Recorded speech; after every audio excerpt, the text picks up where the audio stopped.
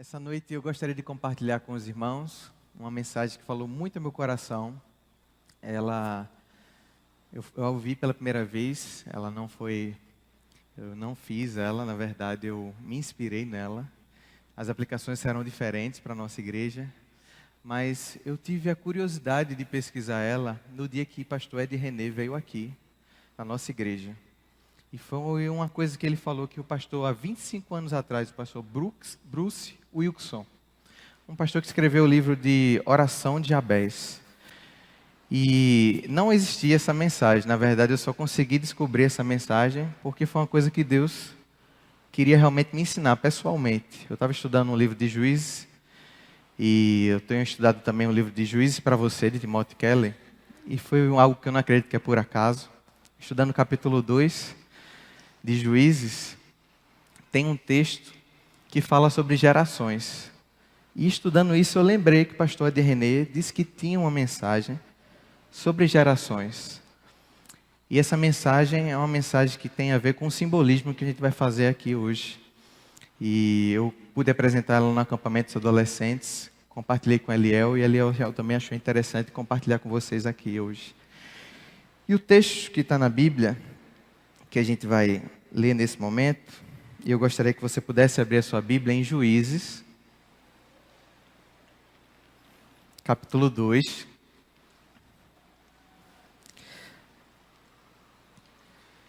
A partir do verso 6. Juízes, capítulo 2, do verso 6 ao 11. Juízes é um livro angustiante de se ler. Você vê um ciclo vicioso de clamor, de pedido de socorro. Deus intervém pelo seu povo, mas logo em seguida eles caem novamente no pecado, e o pecado de idolatria, e fazem tudo o que Deus pediu para eles não fazerem. E Deus levanta um juiz quando eles se arrependem, para libertá-los da escravidão por causa do pecado, mas durante pouco tempo eles obedecem, mais uma vez caem na idolatria e em práticas que Deus tinha dito antes deles entrarem na terra prometida, para que eles não se envolvessem com aquele povo e com as práticas e com a idolatria daquele povo. Mas por eles desobedecerem, a Bíblia mesmo fala que aqueles ídolos se tornariam armadilhas e espinhos na vida deles. E é tão interessante. Hoje, muitos de nós não temos ídolos no sentido, às vezes, como o povo de Israel tinha, de barro, alguma imagem que pudesse colocar em nossa frente, mas entendendo que um ídolo pode se tornar uma armadilha, um espinho, quantas coisas, às vezes, que são boas, que Deus criou, e colocamos como prioridade na nossa vida, e essas coisas boas começam a se tornar espinhos e armadilhas em nossas vidas. Coisas boas que Deus criou, mas por se colocar no lugar do Salvador, no lugar do Deus Criador, começa a ser um problema na nossa vida. Porque Deus que é fonte, deixou de ser fonte, e alguma coisa que não é fonte, mas como Jeremias alertou como voz do Senhor, dizendo assim: vocês trocaram a fonte de água viva por uma fonte rachada, que não tem condição de dar água, mas dá água barrenta. Então, tudo que a gente substitui no lugar de Deus se torna um espinho na nossa vida, se torna uma armadilha. Não é suficiente para agradar nosso coração. O texto diz o seguinte: depois que Josué despediu os israelitas, eles saíram para ocupar a terra, cada um a sua herança. O povo prestou culto ao Senhor durante toda a vida de Josué e dos líderes que continuaram vivos depois de Josué e que tinham visto todos os grandes feitos que o Senhor realizara em favor de Israel. Josué, filho de Num, servo do Senhor, morreu com a idade de 110 anos. Foi sepultado na terra de sua herança, em Timate-Heres, dos montes de Efraim, ao norte do monte Gaás. Depois que toda aquela geração foi reunida a seus antepassados, surgiu uma nova geração que não conhecia o Senhor e o que ele havia feito por Israel. Então os israelitas fizeram o que o Senhor reprova e prestaram culto aos Baalins. Como é que a gente pode imaginar que um povo de Deus, criado para adorar a Deus, poderia se tornar um povo que adorou coisas que Deus disse não adorem? Alguns anos atrás, o berço do cristianismo era a Europa. A Europa, por exemplo, foi quem mandou muitos missionários para a América Latina. Hoje a Europa luta para ser um país cristão. O ceticismo cresce na Europa. É difícil a gente receber notícias em que homens como John Wesley, que espalharam a verdade de Cristo, aquele país, em todo o espaço ali, hoje é um país que luta contra o ateísmo, luta contra o ceticismo. O que é que acontece? Igrejas se fechando, igrejas se tornando museus, igrejas que se tornaram casas de festa. No Brasil, algumas igrejas já estão também passando por algumas situações também. Será que isso pode acontecer conosco? Será que essa realidade que aconteceu em um ambiente em que o avivamento espiritual foi foco da Europa e de alguma forma se esfriou e o ceticismo se instalou? Será que hoje o Brasil, que é conhecido como um lugar de avivamento, em algum momento pode se tornar um ambiente de ceticismo? Nós estamos estudando o tema durante todo esse mês, já estamos chegando ao encerramento dele, que é Fundamentados na Palavra. E nós temos uma coisa que nós podemos aprender, e vocês vão entender porque essa mensagem marcou muito o meu coração. Nós temos Moisés, Josué, a geração depois de Josué e uma geração após Josué. Moisés, homem de Deus. Moisés, um homem que levou o povo de Deus à terra prometida, abriu o mar vermelho, com a força do Senhor, claro.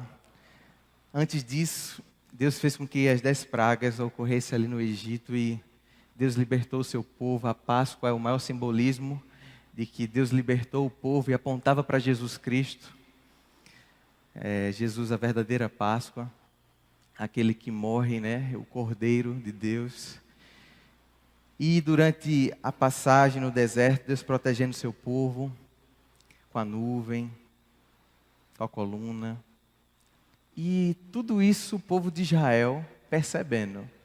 Para entrar na terra prometida, Deus também faz com que Jericó, todas aquelas muralhas caiam. Todos os sinais e maravilhas, o maná que cai do céu. Tanto simbolismo, tantas coisas fortes. Moisés não tem condição de entrar na terra prometida, mas Josué assume esse posto e é um homem de Deus. E diante da idolatria do povo cananeu, ele fala o seguinte: eu não vou seguir os ídolos do povo amorreu. Eu e a minha casa serviremos ao Senhor. Vocês escolham o que vocês vão fazer, mas eu e a minha casa serviremos ao Senhor. Josué é um homem de Deus. Josué sentou na cadeira, uma cadeira do compromisso. Assim como Moisés, Josué, ele tinha um relacionamento pessoal com Deus. Um relacionamento de que ele tinha um relacionamento de primeira mão com Deus. Ele aprendeu com Moisés, mas ele não dependeu do seu relacionamento com Moisés. Ele lidou com Deus pessoalmente. E ele disse: eu não vou me envolver com a idolatria, eu vou abraçar a Deus de todo o meu coração. O que é triste é que nós vamos ler o texto, vem uma geração que, após Josué, que está ali, que ainda continua seguindo os preceitos de Deus, porém surge uma nova geração que A Bíblia diz que se esqueceu. Se você quiser acompanhar, está no verso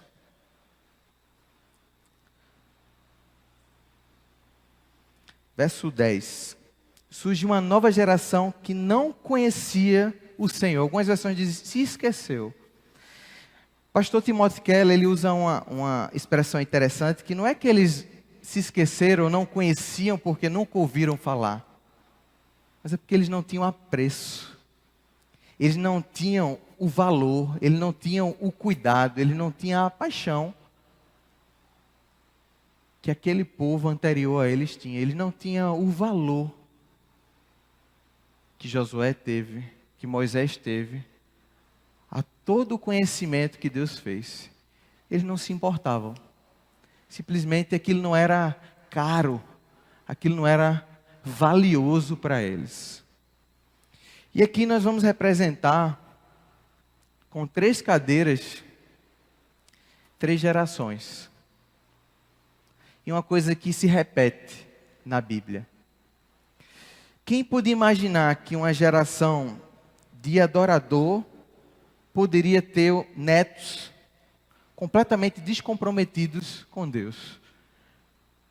Quem podia imaginar que uma geração que ama a Deus poderia ter algum tempo uma geração que adorasse ídolos, mas não o Senhor? Iremos chamar essa primeira cadeira a geração ou a cadeira do compromisso. Essa cadeira do compromisso é a cadeira que diz o seguinte: primeiro Deus, depois eu. Essa cadeira representa todas as pessoas que decidiram ter um relacionamento pessoal com Deus, sem terceirização, sem colocar para ninguém a responsabilidade de amar a Deus, mas se encontrar com Cristo, se encontrar com Deus, assim como Josué fez. Recebeu uma responsabilidade, mas não ficou na dependência. Essa segunda geração é uma geração que a gente vai dar um nome, é uma cadeira que a gente vai dar um nome de mais ou menos. Ou a cadeira do café com leite. É uma cadeira que não tem um relacionamento de primeira mão com Deus, mas de dependência com Deus. Ou, na verdade, dependência, não com Deus, mas com outras pessoas. É o filho que não ora a Deus, mas pede para papai e para mamãe orar para Deus para ele. É o filho que não lê a Bíblia, mas pede para papai e mamãe ler a Bíblia. É o filho que tem dificuldade de vir para a escola bíblica dominical. Tem que papai e mamãe perrear para ir, mesmo na adolescência, mesmo na juventude. É o filho que precisa de um empurrão. Não é uma coisa pessoal, é uma coisa terceirizada. Ele depende muito dos outros, não é um relacionamento pessoal. Essa cadeira é representada pelo relacionamento primeiro eu, depois Deus. Porém, essa cadeira aqui é a cadeira da crise. Essa cadeira é a cadeira de pessoas que não sabem realmente quem Deus é. Essa é a cadeira de pessoas que não têm resposta, têm sofrimento. Pessoas que rejeitam coisas de Deus, sabem o que não querem de igreja, mas não colocaram nada no lugar. Viram coisas que não concordaram nos seus pais, mas não colocaram absolutamente nada como algo bom. Simplesmente é um lugar de crise. Para a gente exemplificar melhor e para ficar mais claro isso, alguns personagens na Bíblia sentaram nessas cadeiras. Abraão, homem de Deus, compromisso. Primeiro Deus, depois eu. Abraão tinha seu filho Isaque. E Abraão, quando foi pedir Isaque, com dor no coração, com muita angústia, ele subiu ao monte. Mas primeiro Deus, depois eu. E ponto de sacrificar Isaac, Deus não permitiu, porque tudo aquilo era um simbolismo que apontava para o verdadeiro Messias e para o verdadeiro Deus que sacrifica seu filho, Deus Pai que sacrifica Jesus ao nosso favor. Mas Abraão, um homem de Deus, um homem de compromisso, ele colocou Deus em primeiro lugar, ao ponto de sacrificar seu próprio filho por amor a Deus. Claro que Abraão teve seus momentos de dificuldades. Ao entrar no Egito, com medo do que poderia passar, disse assim: olha, se a gente entrar aqui, Sara, vamos dizer que você é minha prima e irmã. Embora ele fosse prima, mas com medo de sofrer represárias, quando a gente lê na Bíblia, a gente vê que ele preferiu omitir que ele era casado com Sara, para passar por dificuldades. Homens que estão aqui, ou mulheres que estão aqui, não significam que sempre vão estar sentados aqui. Eles podem, em algum momento, sentar aqui e até ter crises aqui. Mas eles se arrependem. Elas se arrependem. Pedem perdão a Deus. São transparentes. E voltam para cá. Porque é primeiro Deus. Depois eu. Isaac. Quem é Isaac? Nós conhecemos Isaac porque ele tem... Não o marido da nossa querida irmã, né, que riu agora. Isaac é um grande homem. Mas Isaac, filho de Abraão. Nós conhecemos Isaac porque ele teve um grande pai e um grande filho. Mas a família de Isaac era uma complicação. Nós sabemos que houve muitos conflitos na vida de Isaac. Um filho que é um desonesto com o pai. Uma esposa que deu jeitinho. Uma confusão a família de Isaac. Nós simplesmente sabemos que Isaac tem uma dificuldade e ele é meio mussarela, meio calabresa. Ele é um café com leite.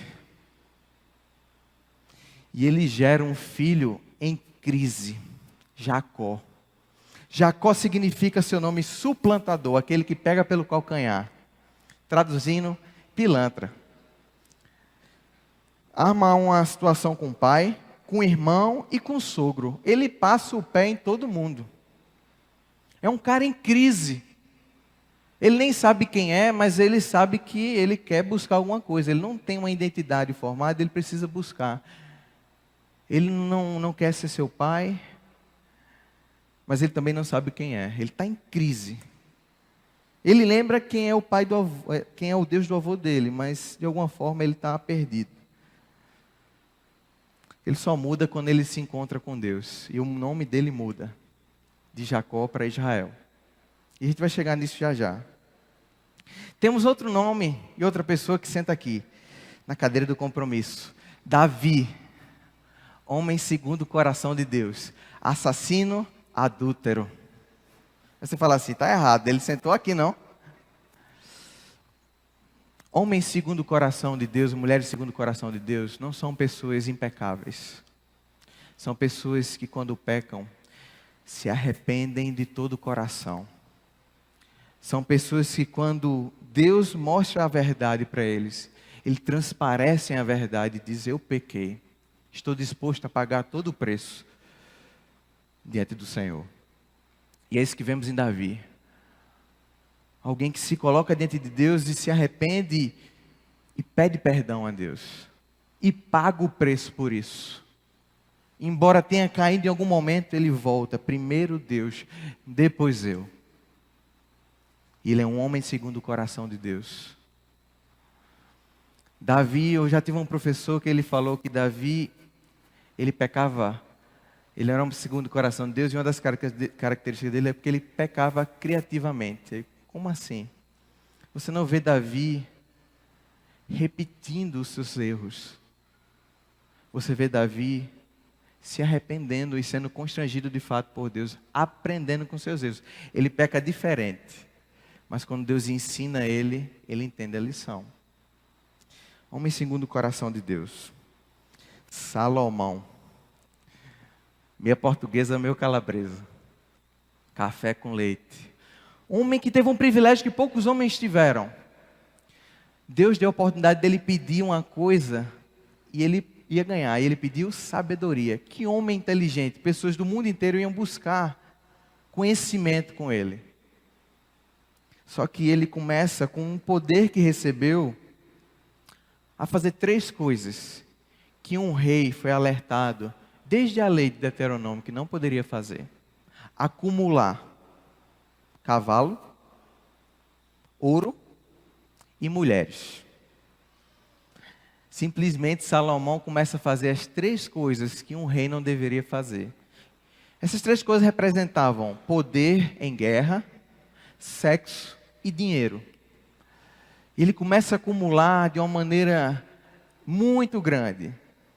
O pastor Ed René chega a brincar que a estratégia de Salomão era que ele ia para um reino e ele perguntava: a filha do rei é bonita? Se fosse bonita, ele vamos fazer um acordo de paz. Se não fosse, vamos destruir esse reino.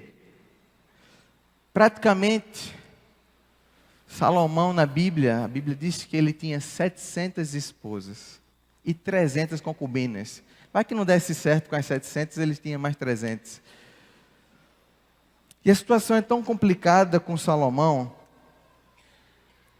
que o que acontece no período do reino de Salomão é muito triste. Na mensagem que eu tinha escutado, houve uma brincadeira que ele fazia a ilustração de que quando Salomão tinha os encontros com a sua esposa, que foi assim que aconteceu, o maior erro que ele trouxe para o reino de Israel, ele teve uma noite incrível com a 316, e a 316 falava assim: ah, Salomão, eu estou tão triste. Ele: o que foi, meu amor? É porque lá no reino do meu pai, o templo dele está destruído, o templo do Deus dele está destruído. Ele: não se preocupe, está aqui um cheque para o seu pai. Pode ir lá, construa o templo dele. E como algumas mulheres não gostam simplesmente de ganhar um bem, precisa mostrar para as outras, chegou lá e disse: olha o que eu ganhei de Salô, olha aqui. Chegou outra lá e disse: Salomão, como é que você dá um cheque para outro e não dá uma para mim? Até que chegou um e disse assim: eu não quero que você construa e reconstrua o templo do meu pai, não. Eu quero que você construa um templo do meu Deus aqui em Israel. E sabemos que Salomão morre e Israel já está infestado de adoração a ídolos. Se o que Eclesiastes expressa é um coração de Salomão, no fim da vida de Salomão, Salomão resgata o coração a Deus. Mas se não fosse, foi outra pessoa que escreveu, a gente não sabe exatamente como termina a vida de Salomão. Café com leite. Mas o filho de Salomão, Roboão, é muito complicado.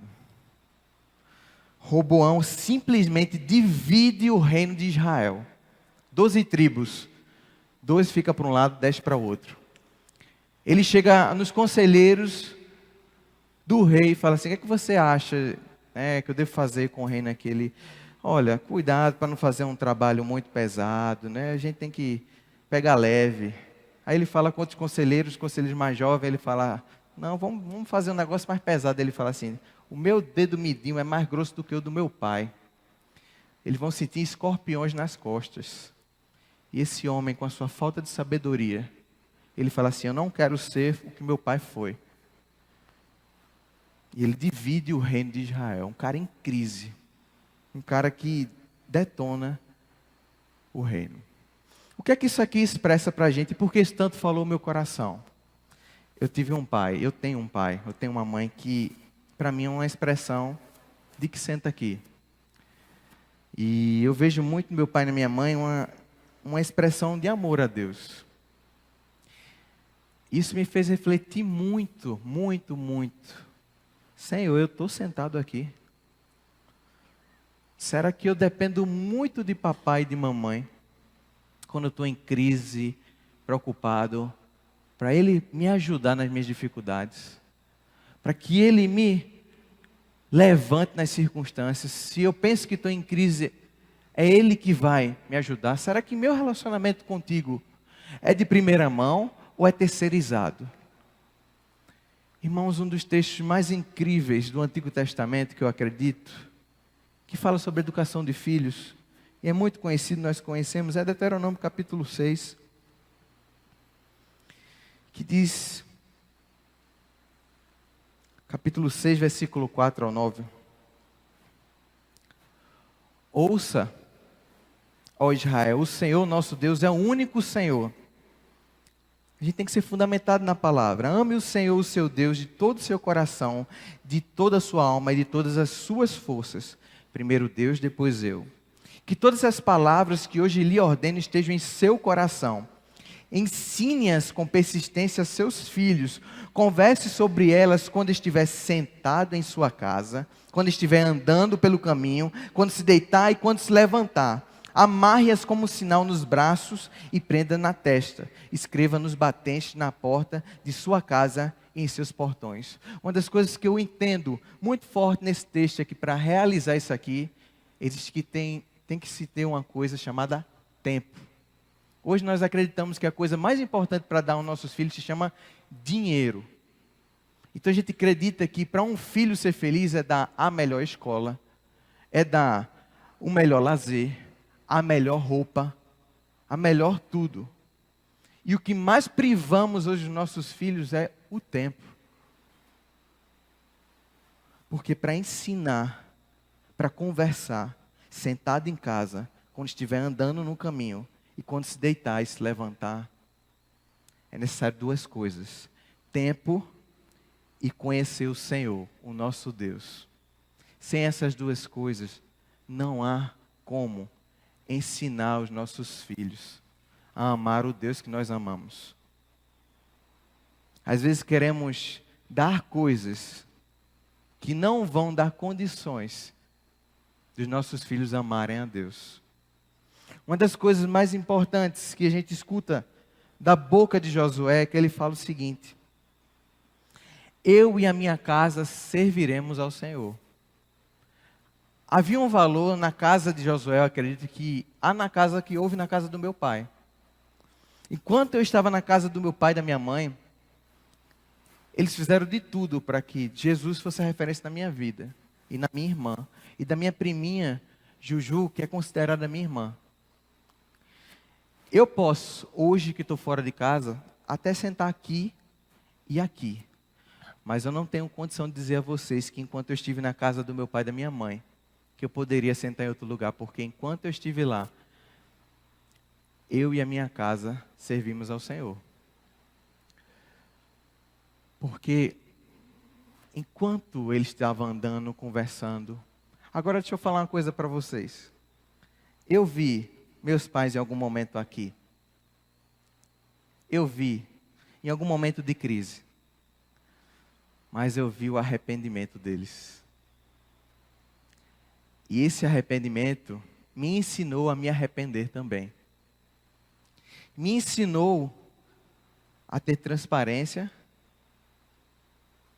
e me ensinou a como falar com Deus. Essa cadeira aqui, gente, ela é tão complicada porque quem está aqui fala o seguinte: para ser crente, como papai e mamãe, eu não quero ser.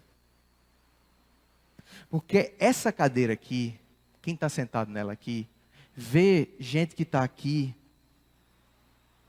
de uma maneira do seguinte: é muitas vezes um pai, uma mãe, que vem num carro brigando para a igreja. E a coisa é um pouco confusa. Mas assim que abre o carro e sai, vê o irmão e fala: Pai do Senhor, meu irmão, tudo bom? Dá aquele abraço. Quando o pastor pede para orar aqui, faz uma oração quebrantada e contrito, linda. E os filhos ficam assim: meu Deus, na hora do almoço é aquela oração: faça mal, faça bem, em nome de Jesus, amém. Fala assim: mãe, vamos mudar para a igreja que aqui o negócio é. Termina o culto, entra no carro, continua a briga onde tinha parado. Essa geração que está aqui vê o que é que não quer ser. Essa geração que está aqui fala assim: Eu não quero ser desse jeito. Então ela sabe o que não quer ser, mas não sabe o que quer ser. Ela escuta o que não deveria ouvir, mas não sabe ouvir o que deveria ouvir. Está em crise. Cheio de perguntas sem respostas. Cheias de angústia. Isso aqui é sério. Eu tenho visto muita gente aqui. Mas também eu tenho visto muita gente aqui. E por isso que eu me perguntei aqui, disse, Senhor, eu não quero. Apesar das minhas situações, da minha vida, eu não quero ter um relacionamento de terceirização. Eu não quero no dia que o Senhor me der meus filhos. Eu quero aproveitar o máximo a EBD, Deus. Eu quero ter uma bênção, mas eu não quero dar educação cristã dos meus filhos para a Vânia. Eu quero que ela seja realmente uma bênção a Deus aqui. A Aureliano seja uma bênção, mas eu não quero que ele que eduque os meus filhos na lei do Senhor. Eu quero que eles sejam apenas um dos instrumentos. Mas eu quero que a minha casa, eu e a minha esposa, possamos passar isso para os nossos filhos.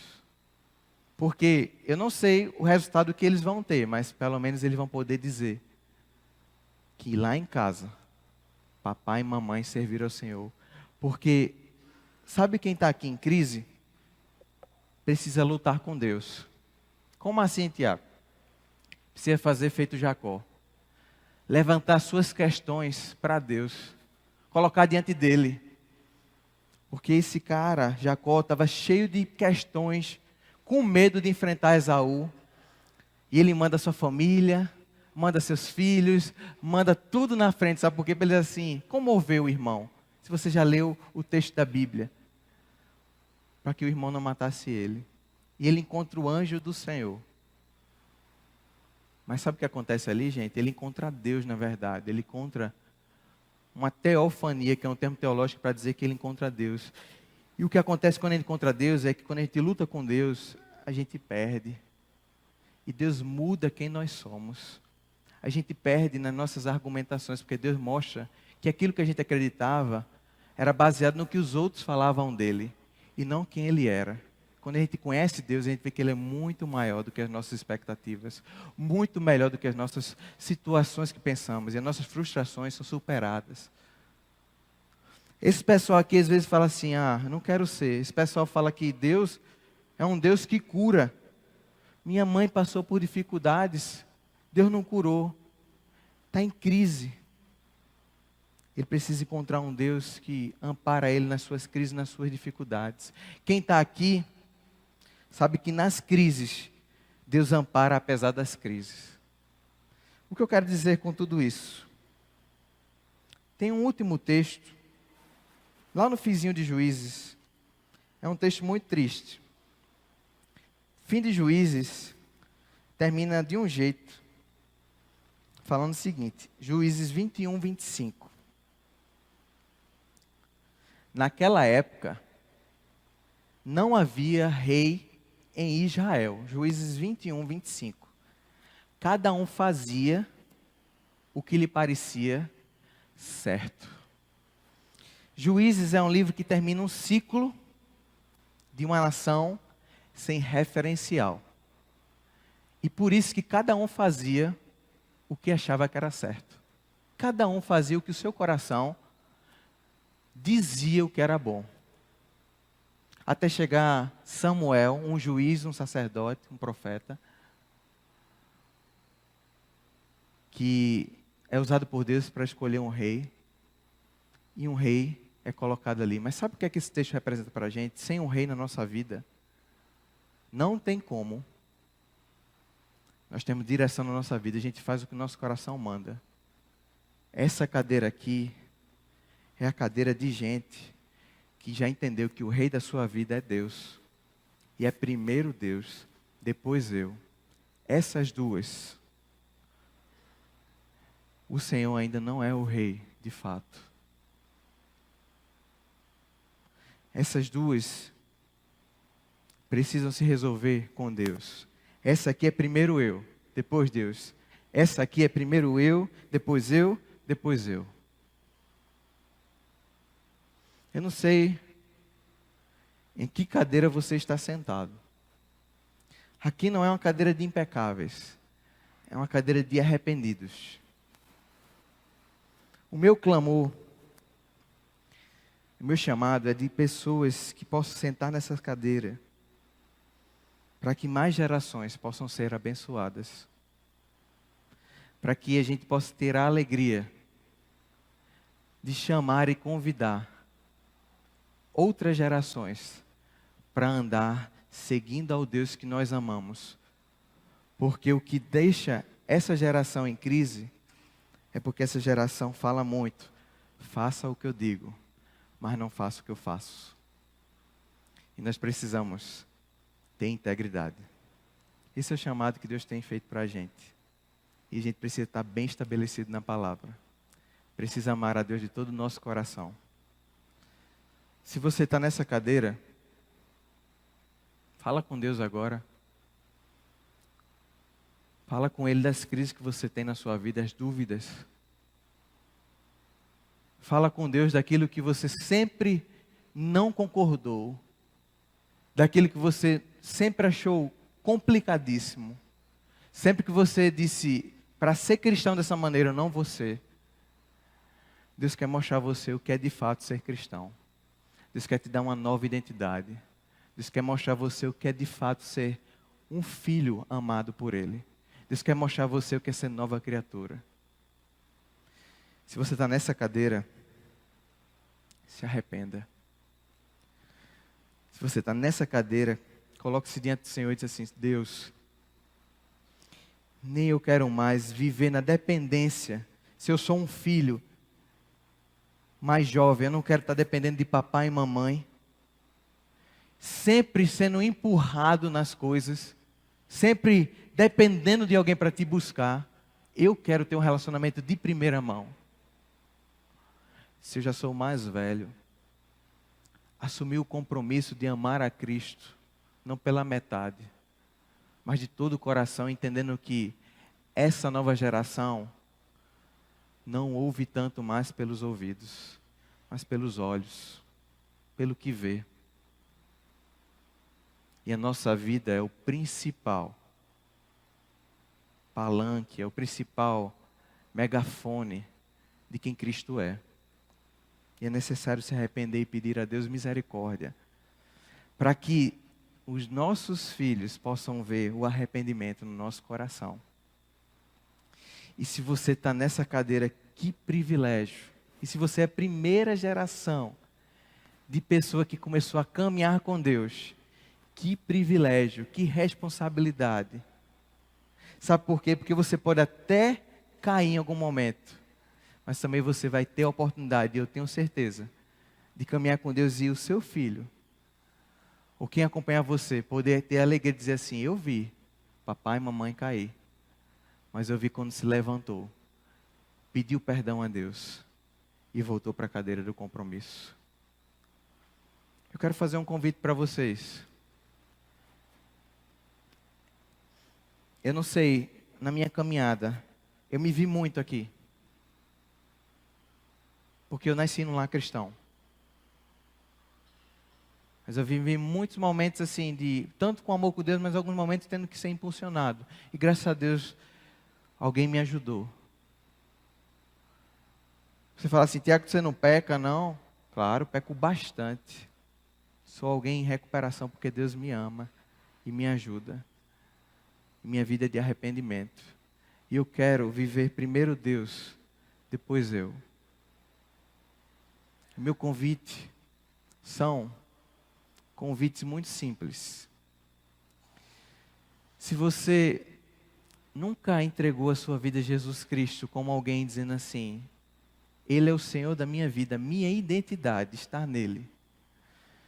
E eu quero sanar a crise da minha vida como alguém que acha conforto, consolo, alívio para as respostas que eu tenho nele. Se você nunca fez isso, hoje é o dia de sentar numa cadeira em que você pode sentar num colo de um pai que te ama perfeitamente. Deus quer dizer que Ele ama você profundamente e que Ele tem as respostas e Ele é o verdadeiro referencial. E há pessoas que querem mostrar a você o que é um verdadeiro evangelho. Pessoas que não são perfeitas, mas têm buscado um Pai verdadeiro. Esse é um primeiro convite. Alguém que nunca entregou a sua vida a Jesus Cristo no sentido de chamá-lo de verdadeiro Deus, como o Senhor e Salvador de sua vida, mas hoje dizendo assim, eu quero único e exclusivamente dizer que o Senhor Jesus é o meu Deus. Alguém aqui hoje que quer entregar a sua vida a Jesus, eu gostaria de orar por você. Dá um sinal levantando a sua mão, eu queria conhecer você e queria orar por você hoje. A igreja tem a orar por você, se você quer fazer esse convite, glória a Deus, louvado seja o nome do Senhor. Glória a Deus. Há mais alguém que quer entregar glória a Deus, louvado seja o nome do Senhor. Há mais alguém que quer entregar a sua vida a Jesus dizendo, Deus é o meu Senhor, a minha identidade, a minha vida, a minha crise vai ser resolvida nele. Eu vou me encontrar nele. Há mais alguém que quer entregar a sua vida em Jesus Cristo.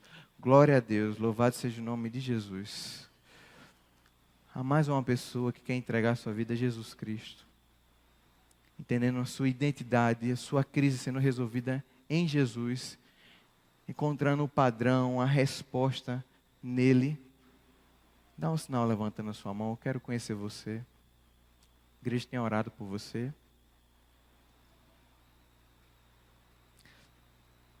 Quero fazer um segundo convite. Esse convite é muito mais difícil no sentido da igreja, daqueles que fazem parte da igreja. Que é um convite de entender o chamado de Deus para sentar na cadeira do compromisso. Entender que Deus nos chama tanto para assumir uma vida pessoal com Ele, de relacionamento pessoal intensa com Ele, como entender a nossa responsabilidade com o próximo. Não só com a nossa família. Uma coisa muito especial de quem está sentado aqui, gente, é que essas pessoas que estão sentadas aqui têm uma prática de perguntar às vezes aos outros como eles estão. De às vezes marcar um cafezinho para saber como vai a vida do outro. Porque não são só filhos de carne e sangue, mas são filhos espirituais que Deus nos dá para cuidar. Essas pessoas entendem que Deus nos deu o cuidado um com o outro. E quando é primeiro Deus, depois eu, a gente entende que Deus nos dá um cuidado mútuo. E por isso que Deus nos dá uma vida que se importa não só com o nosso próprio umbigo, mas com o do outro também. Então, uma vida que não é mais autocentrada, mas é o esforço pela relação, um esforço relacional. Essa vida aqui, às vezes está tão autocentrada, está tão fechada nela mesma, que ela não pensa muito nos outros. Há uma coisa que eu acompanhei muito, que eu escutei muito, de gente que às vezes sai da igreja de manhã. Sabe uma maneira de você machucar muito seu filho? Quando você, na hora do almoço, você fala mal da igreja, você fala mal do pastor, você fala mal da música que foi cantada aqui. Você não sabe o impacto que isso faz na vida eclesiástica daquela criança, do jovem, do adolescente. Tenha sabedoria. Isso é muito importante. Tenha palavras sábias. Cuide disso. Por isso é um chamado também para ser referencial de amor e de cuidado. Se você entende o chamado que Deus tem dado para ser na cadeira do compromisso de primeiro Deus, depois eu queria que você ficasse em pé, dizendo assim, eu quero ter um relacionamento de primeira mão com Deus. Dizendo assim, Deus, me fortalece novamente, me dá um novo vigor. Eu quero novamente, Deus, dizer a Ti que eu não quero, Pai, tá? Muitas vezes meio lá, meio cá, eu quero ter um relacionamento contigo porque eu quero ter, Deus, ser uma referência para o próximo, mas acima de tudo, eu quero que na minha casa seja conhecido e que o Senhor é louvado, que os ídolos não são. Quero que, se você entende essa mensagem, você fique em pé e a gente vai estar orando junto. Amém. Dizendo assim, Deus, meu compromisso é em Ti. Eu quero estar sentado nessa cadeira. Primeiro Deus, depois eu. Amém. Eu queria convidar aqueles que entregaram a sua vida a Jesus Cristo para que vinham aqui à frente. Que a gente vai orar aqui juntos. Amém. Eu queria convidar o pastor Alberto. Amém. Deus abençoe. Deus abençoe. Como é seu nome? Gleides. Como é seu nome? Paulo. Gleides, Paulo. E Lucas. Queria chamar o pastor Alberto para orar.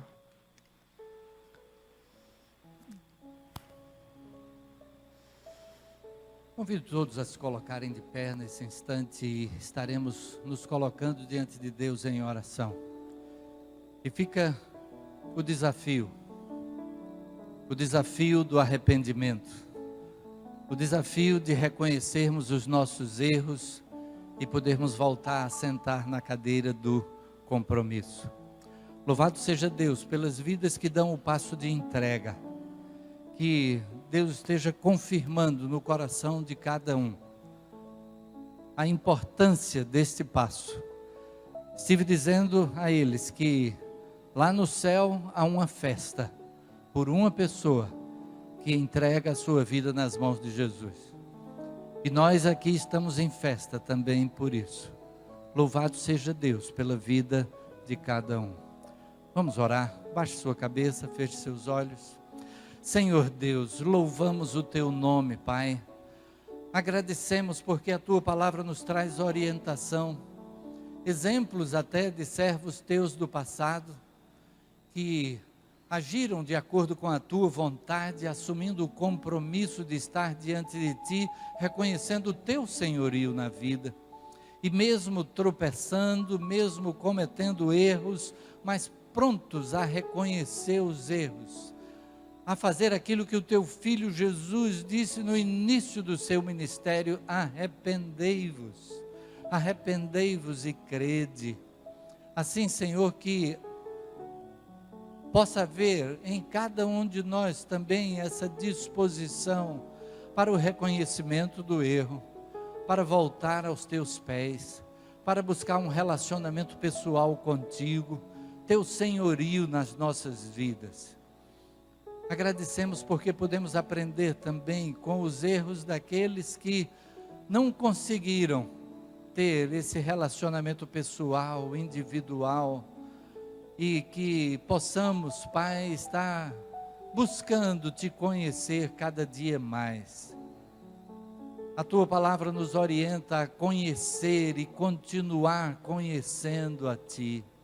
Assim, Senhor, continua a nos ensinar, faz com que possamos estar buscando em Ti o alimento espiritual diário, a força, a sabedoria, tudo conforme a Tua vontade. E abençoa essas vidas que estão aqui à frente. Abençoa cada um que ficou de pé, assumindo o compromisso. Não o compromisso de perfeição, mas mesmo na imperfeição, a busca por estar diante de Ti, na Tua presença, corrigindo erros, buscando acertos para a Tua honra e Tua glória. Leva-nos em paz aos nossos lares, continua a falar ao nosso coração ao longo desta semana, faze-nos servos Teus cada dia mais prontos a realizar a Tua vontade. Que o Teu nome seja glorificado na vida de cada um de nós. É a oração que fazemos nesta hora, agradecidos, no nome de Jesus. Amém. Amém. Podeis sentar.